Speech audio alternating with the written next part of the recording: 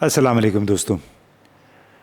आज एक दो ऐसे मौज़ूआत पे गुफ्तगू हो जाए जिन पे तवज्जो बहुत कम है, लेकिन जो पाकिस्तान के बुनियादी मसाइल हैं, चाहे वो सियासी मसाइल हैं, समाजी हैं या मुआशी हैं, उनकी जड़ों में बैठे हुए हैं।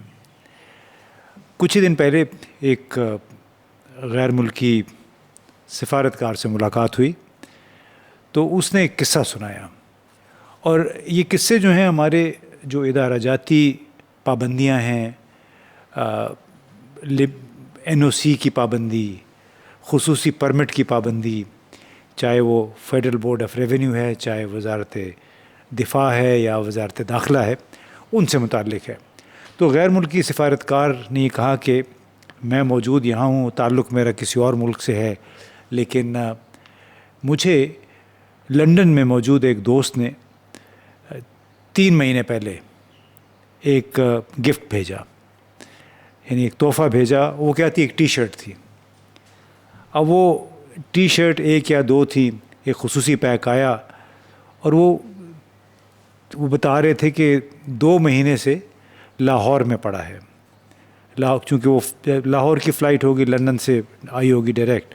सो वो कहते हैं मैं कम से कम 10 ख़त लिख चुका हूँ, और मुख्तलिफ़ वजारतों को, क्योंकि हमने कस्टम से वो 1 या 2 टी शर्टें छुड़ानी हैं जो कि आई हैं डिप्लोमेटिक बैग के तहत।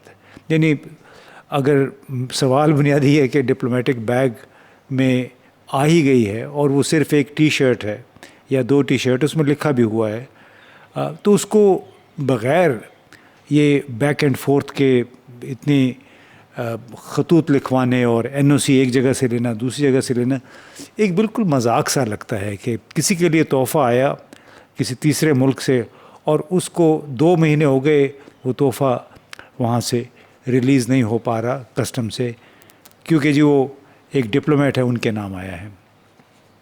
तो बड़ी मायूसी का वो इज़हार कर रहे थे कि क्या इस किस्म के कवायद व ज़वाबित से इस मुल्क में तरक्की हो सकती है। एक तरफ हम IT की बात करते हैं, डिजिटाइजेशन की बात करते हैं, ऑनलाइन प्लेटफॉर्म्स की बात करते हैं, और दूसरी तरफ इस किस्म के गंभीर किस्म के चक्रों में सिफारतकारों को फंसाया गया है।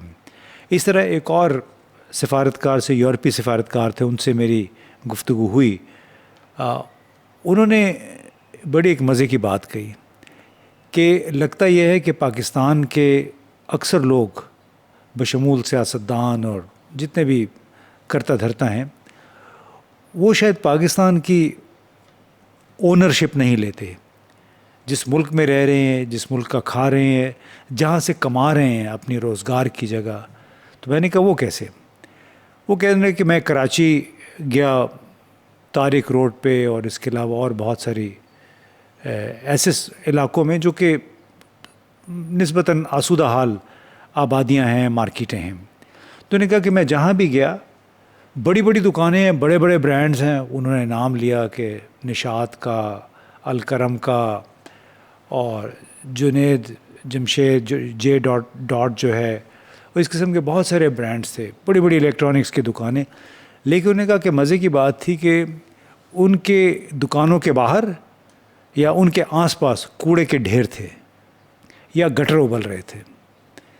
तो ये अब एक गैर मुल्की सफ़ीर किस्सा सुना रहे हैं कराची के दौरे का, कि मैं ये सोचने लगा कि ये तो रोज़ाना की करोड़ों नहीं तो लाखों के कारोबार करते होंगे ये तमाम लोग।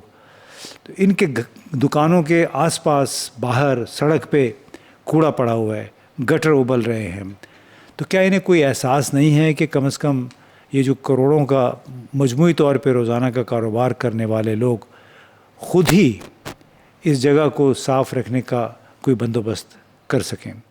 इसी तरह एक और यूरोपीय सफ़ीर से मुलाकात हुई हाल ही में। उन्होंने इस्लामाबाद और कैपिटल डेवलपमेंट अथॉरिटी के हवाले से कुछ बातें की, उसमें भी बड़ी शर्मिंदगी हुई। उन्होंने कहा कि मैं जब यहाँ निकलता हूँ मार्केट में, F6, F7, F8 की मार्केट्स में, तो वहाँ भी देखता हूँ कूड़ा पड़ा होता है। यहाँ भी जो मेन गटर हैं کئی جگہ پہ چوکڈ ہوتے ہیں تو گٹر کا پانی سڑک پہ آ رہا ہوتا ہے، اور جو گلیاں ہیں اس میں بہہ رہا ہوتا ہے. تو انہوں نے کہا کہ اتنے یہ بڑے بڑے گھر ہیں، اتنی بڑی بڑی مارکیٹس ہیں، بڑے نامی گرامی سٹورز ہیں یہاں پہ، لیکن ان کا وہ اپنا کاروبار کر رہے ہوتے ہیں گندگی کے اطراف میں پڑی ہوئی گندگی کی موجودگی میں.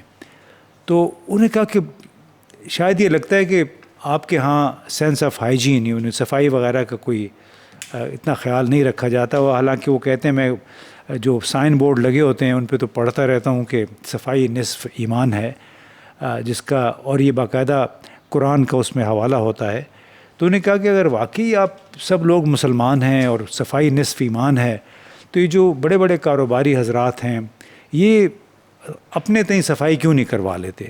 ساتھ میں انہوں نے یہ بھی کہا کہ CDA کا ہم پڑھتے رہتے ہیں کہ جرمانے دکانداروں کو، ریسٹورنٹس کو جرمانے لگانے میں تو بڑی تیزی دکھاتے ہیں، توڑ پھوڑ میں بڑے تیز ہیں، لیکن جب صفائی کی بات آتی ہے، جب بند گٹرز کو کھولنے کا معاملہ آتا ہے، اس میں چونکہ ان کے سامنے، انہی سفیر کے سامنے 2-3 جو سینیٹری ورکرز تھے انہوں نے کھلے گٹرز میں نیچے جا کے اس کو کھولنے کی بھی کوشش کی ایک F7 کی مارکیٹ میں.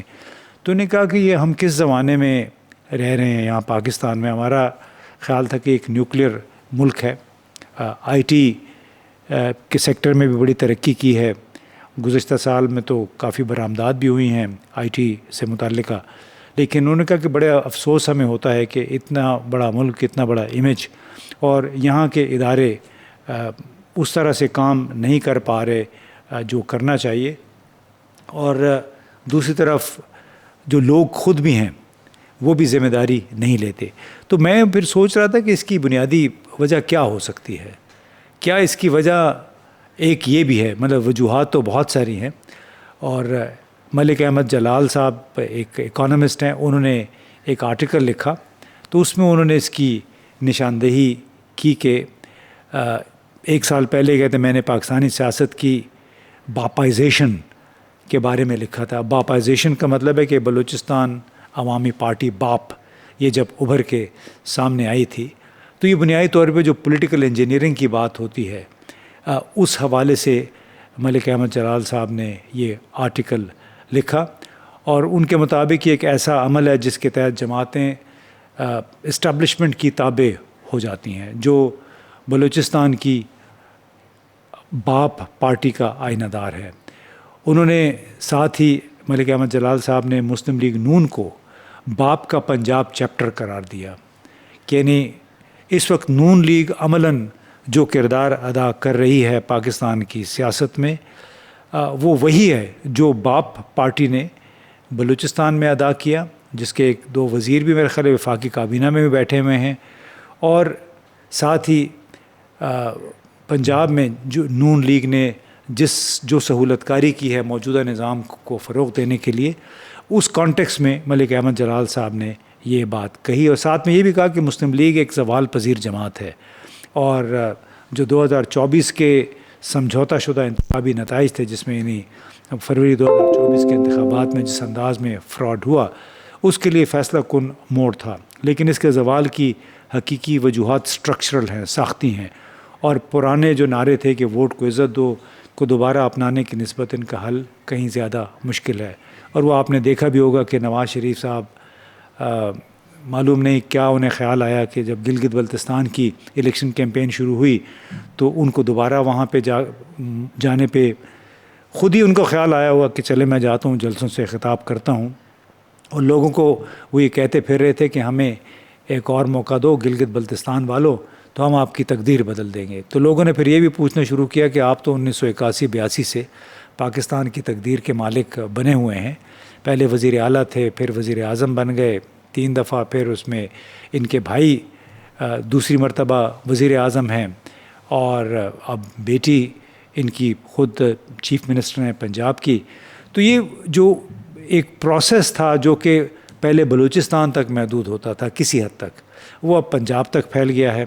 اور اس کے علاوہ آپ کو یاد ہوگا کہ مسلم لیگ کہتے ہیں قائد اعظم کی جماعت تھی، لیکن اس قائد اعظم کی جماعت کس طرح پولیٹیکل انجینئرنگ کا شکار ہوئی، وہ آپ کو معلوم ہے کہ مسلم لیگ فنکشنل بنی تھی، مسلم لیگ چٹھا بنی، مسلم لیگ ضیاء بنی، مسلم لیگ نون بنی، متحدہ مسلم لیگ بنی، معلوم نہیں کتنی مسلم لیگیں بن گئیں.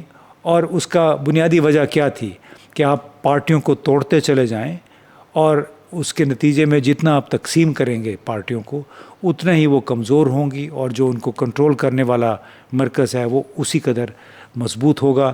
تو اسی لیے مسلم لیگ وہی کچھ بن گئی ہے بظاہر، جو کہ بلوچستان عوامی پارٹی ہے.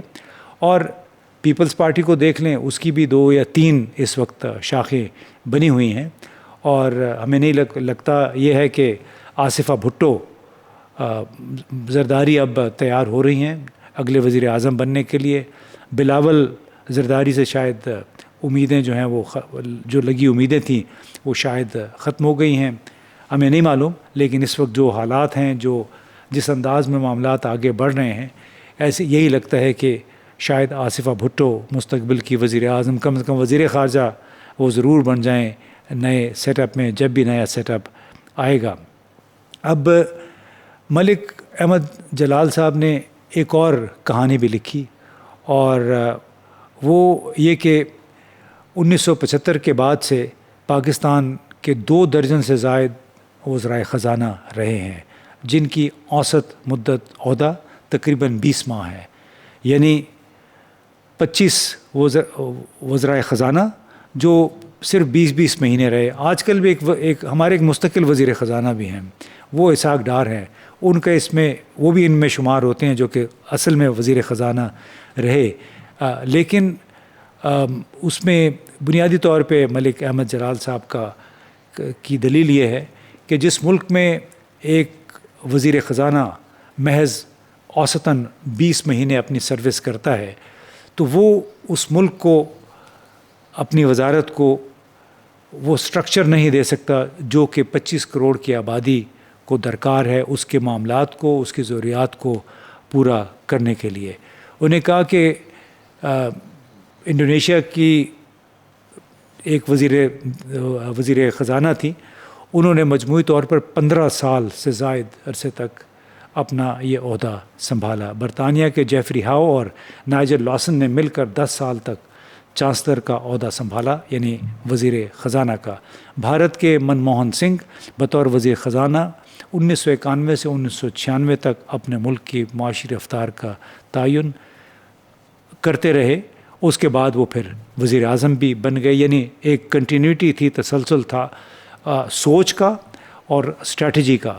ہمارے ہاں جو سوچ اور حکمت عملی ہے وہ ہمارے ان سیاسی رہنماؤں کے تابع ہے جو کہ زیادہ تر جو باپازیشن ہے، یعنی بلوچستان عوامی پارٹی کا جو جس انداز میں پارٹیوں کو توڑا جاتا ہے، وہ ان پارٹیوں اس پروسیس کے مرہون منت ہوتے ہیں وزارتوں تک، وزارت اعلیٰ یا وزارت عظمیٰ تک پہنچنے میں. لہٰذا ان کی ترجیحات وہ نہیں ہوتی جو کہ ایک منتخب وزیر اعلیٰ یا منتخب وزیر اعظم کی ہوتی ہیں. جن لوگوں کی جواب دہی اگر عوام کو نہیں ہے تو وہ عوام کے ویلفیئر، عوام کے بھلے کے لیے کام کیوں کریں گے، کیوں سمجھیں گے خود کو جواب دہ.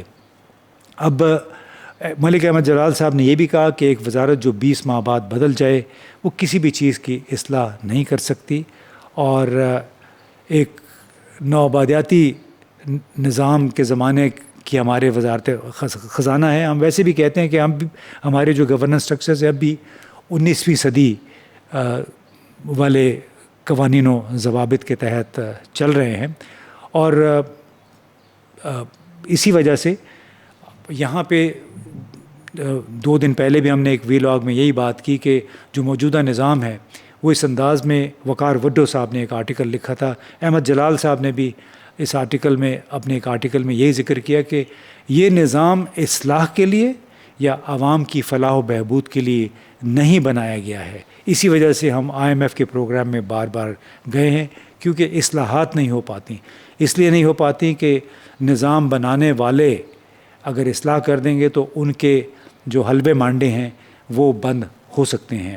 لہٰذا جب تک یہ نظام بنیادی طور پہ یہ طرز حکومت تبدیل نہیں ہوگا، ہماری حکومت کاری بھی تبدیل نہیں ہوگی، اور ایسے لوگ اوپر نہیں آئیں گے جو واقعی خود کو عوام کے سامنے جواب دہ سمجھیں اور عوام کے بھلے کے کام کریں. بہت بہت شکریہ.